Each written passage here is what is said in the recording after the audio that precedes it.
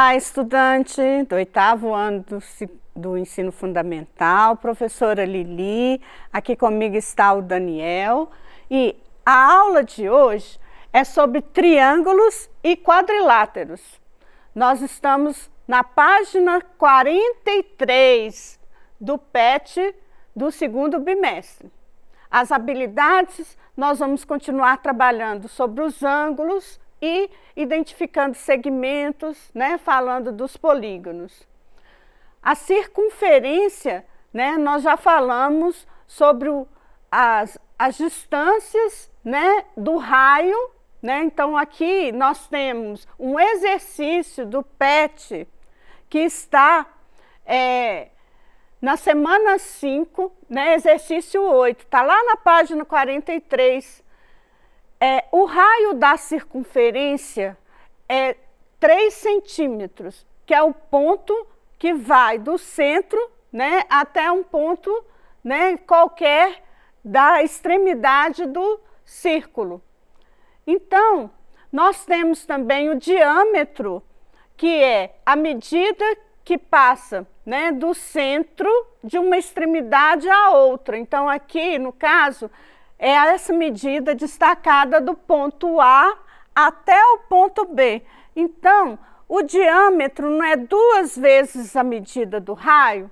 Então, eu tenho aqui, né? Deixa eu pegar a canetinha aqui para a gente poder destacar, né? Eu tenho 3 centímetros do raio, com mais 3 centímetros, quanto que vai ser o diâmetro? O diâmetro, né, vai ser, neste caso, né, qual que é o diâmetro dessa circunferência, né? Nós temos aqui 6 centímetros, que é o exercício, né, que está lá no PET, pedindo para vocês. Bom, a letra B pergunta qual é a área do círculo. A área do círculo, eu posso utilizar, né, o valor do π com várias casas decimais. O número π equivale, né, o valor do π, 3,141592, então é um número irracional, infinito. Quanto mais a gente trabalhar com o valor do π, com os números de casas decimais, mais o valor, né, vai se aproximar do valor exato. Ou seja, vou dar o exemplo aqui nessa circunferência. O raio não é 3, então a área eu vou multiplicar. Se eu arredondar o π para um número inteiro, o π fica 3. Então, 3 vezes o raio ao quadrado, né? Raio ao quadrado não é 3 vezes 3, vai dar 9. 3 vezes 9 vai ser igual a 27. Mas, se eu usar o π com mais casas decimais, vou aproximar o valor, né? E vocês vão ver a diferença. Então, esse caso aqui, eu vou usar o π com mais casas decimais. Usei com 4 casas decimais. Aí, o que aconteceu? O valor aqui, ó, que era 5, depois do 5 não é 9? Então, eu arredondei. Aí, ficou 6, né? Então, eu trabalhei com o valor do π arredondado com 4 casas decimais. Olha a diferença. Em vez de dar 27 metros quadrados, vai dar 28,27, né? No caso é centímetros quadrados. Bom, então, se essa diferença fosse, por exemplo, em metros, numa praça, né? Se eu for calcular qual a área de uma praça em metros, se o raio da praça são 3 metros, olha a diferença, né, que vai dar. Então, quanto mais eu usar o valor de π, mais eu vou aproximar do valor exato, né? Então, é melhor usar casas decimais, mais casas decimais. A letra C do exercício 8 pergunta qual o perímetro do círculo? O perímetro é a mesma coisa que eu vou depender do valor do π, né?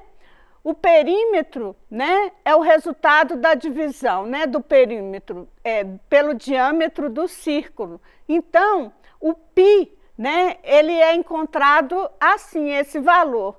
Como que eu posso calcular o perímetro, então? Eu tenho o raio, né, o raio da circunferência é 3, né, e eu tenho o π, 2πr, né? Então, como que vai ficar? O raio da circunferência vai ser 2 vezes o valor de π, né, vezes o raio. Então, vai ser 2πr, 2πr, vai ser igual a 2 vezes, vamos usar o π, 3,14, por exemplo, né? 3,14 vezes o raio, que é 3. Então, vai dar 3 vezes 3, 9, vezes 2, 18. Então, o valor do π vai se aproximar aqui, olha, de 18. Né? Nós temos aqui o valor do perímetro, né, da circunferência. Vamos voltar aqui.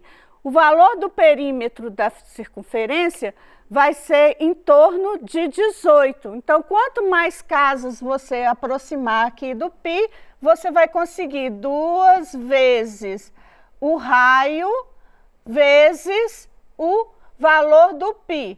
Se você usar o π, né, 2πr, se você usar o π com mais casas decimais, vai ser mais que 18. Então, é aconselhável você usar o π com mais casas decimais.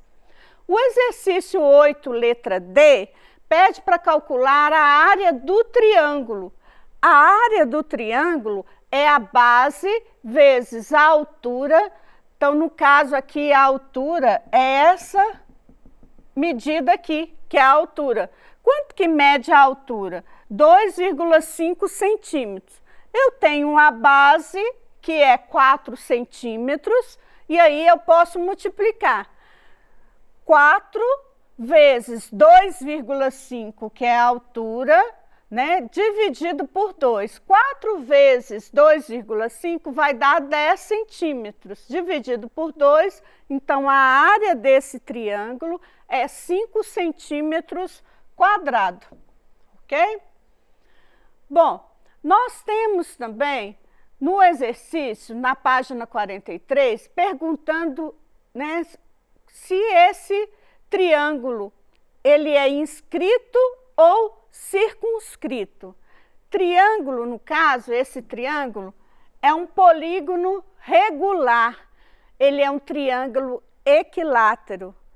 Triângulo equilátero tem todos os lados de mesma medida e todos os ângulos internos iguais. Então, ele é inscrito na circunferência, né? Ele está lá dentro da circunferência. E nós temos também a medida destacada aqui do apótema. Então, o apótema é a medida desse segmento, né, que vai do centro até o ponto médio de um dos lados, né, do triângulo. Então, esta é a medida do apótema, ok? Bom, esse triângulo da letra B, ele já não está dentro da circunferência. Observem para você ver. Então, esse triângulo, ele é equilátero porque ele tem todas as medidas dos lados iguais e os ângulos internos iguais. Só que ele está circunscrito. O que é o triângulo circunscrito? Ele está pegando, né, um ponto aqui da circunferência. Quem que está lá dentro do triângulo é a circunferência. Então, olha essa dica aí para vocês verificarem. Bom, na página 44, nós começamos sobre os quadriláteros. Então, os quadriláteros possuem 4 lados, né? Diferente do triângulo. O triângulo possui 3 lados. Os quadriláteros a gente tem vários, mas os quadriláteros mais conhecidos é o quadrado, né? O quadrado tem 4 lados iguais. O retângulo, nós temos o retângulo com 2 lados iguais, né? O losango, que tem também algumas observações a fazer com o losango que a gente vai fazer, né, destacar aqui, o trapézio, o paralelogramo. Então, todo quadrilátero possui 2 diagonais. O que é uma diagonal? Por exemplo, no caso do quadrado, né, a diagonal é um segmento de reta que vai partir de um vértice ao outro. Então, eu tenho aqui a diagonal do quadrado, né? Nós podemos ter, né, 2 diagonais em cada um desses quadriláteros e vamos observar aqui como que pode ser desenhado essas diagonais do quadrado, do retângulo e do losango. Observem que as diagonais do losango, né, tem também algumas especificações, né, que nós vamos destacar, né? No caso, essa diagonal maior, essa é a diagonal menor do losango, ok? Bom, no exercício 2, que está na página 45, pede para calcular os valores dos ângulos desses quadriláteros. Quais são os quadriláteros do exercício 2? São quadrados e losangos. Então, todo quadrado ou losango, as diagonais são perpendiculares. O que quer dizer perpendicular? Essa diagonal aqui, no caso desse losango, forma com essa diagonal aqui um ângulo reto. Então, quanto que vale o Z? O Z vale 90 graus, né? Nós temos aqui formados 4 triângulos, observem para vocês verem. Então, nós temos o Z, que é 90 graus. Como que eu acho a medida do X? O X é igual a esse ângulo aqui, ó, 70 graus. Então, eu tenho o X, que é 70 graus. Como que eu posso achar a medida do Y, né? Eu tenho esse triângulo aqui, olha. Todo triângulo, a soma dos ângulos internos mede 180 graus. Então, eu posso calcular, esse aqui é 90, o X é 70, 90 mais 70 dá 160. Quanto que vai faltar para somar 180? Então, eu tenho 180 menos 160. 90 mais 70, 160. Quanto que sobra, então, para o Y? 20 graus. Então, eu tenho aqui a medida do Y igual a 20 graus. Se eu somar 20 mais 70 não dá 90? 90 mais 90, 180. Então, eu consigo calcular todos os ângulos aqui desse, né, losango. A letra B é um quadrado. Então, eu tenho, as diagonais não são perpendiculares, então formou aqui, ó, ângulos de 90 graus. Todos esses ângulos são perpendiculares. Então, eu pedi o valor do X, X é igual a 90 graus. Então, eu tenho aqui 90 e esse lado aqui, ela é bissetriz. Então, no quadrado, né, esse ângulo aqui, olha, ele é 90 graus, um ângulo reto, passando pela diagonal, que é uma bissetriz. O que a bissetriz faz?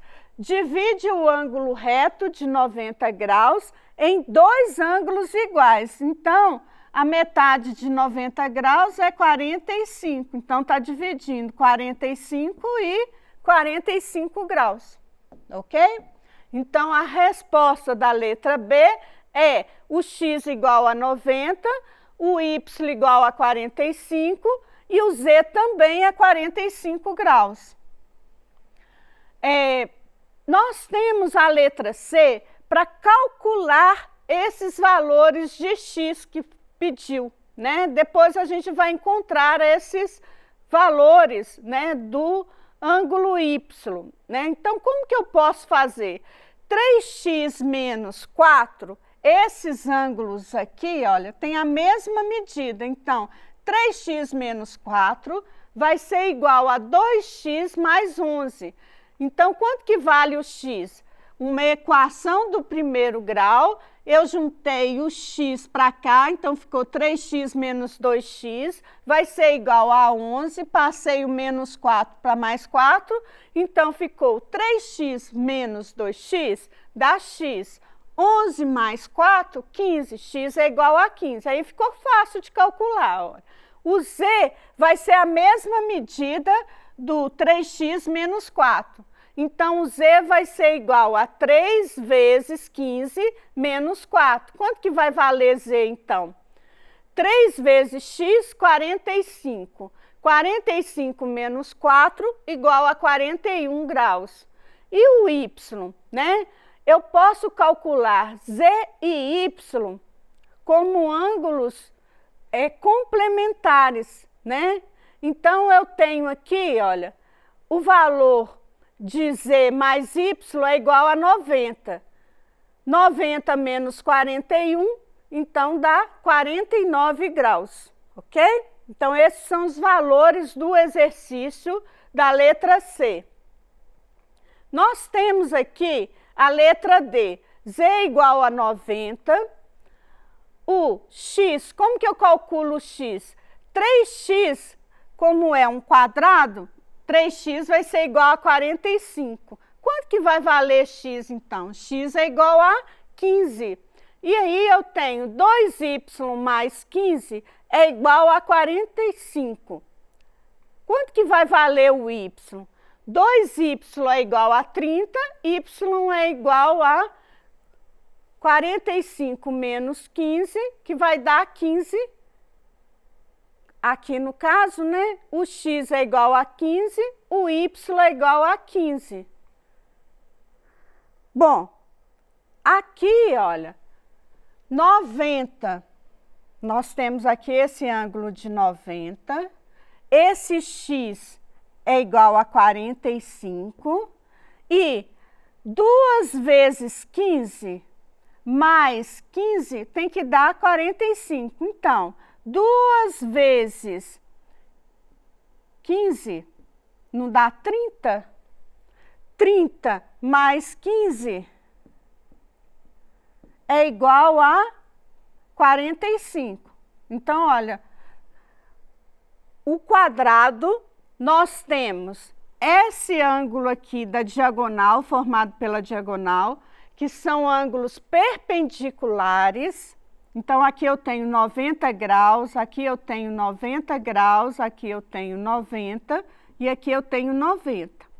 Esses dois ângulos aqui, olha, vão medir 90 também, do quadrado. Então, se eu somar aqui, ó, 3 vezes x, não dá 45? Então, eu tenho 45 e 2 vezes y.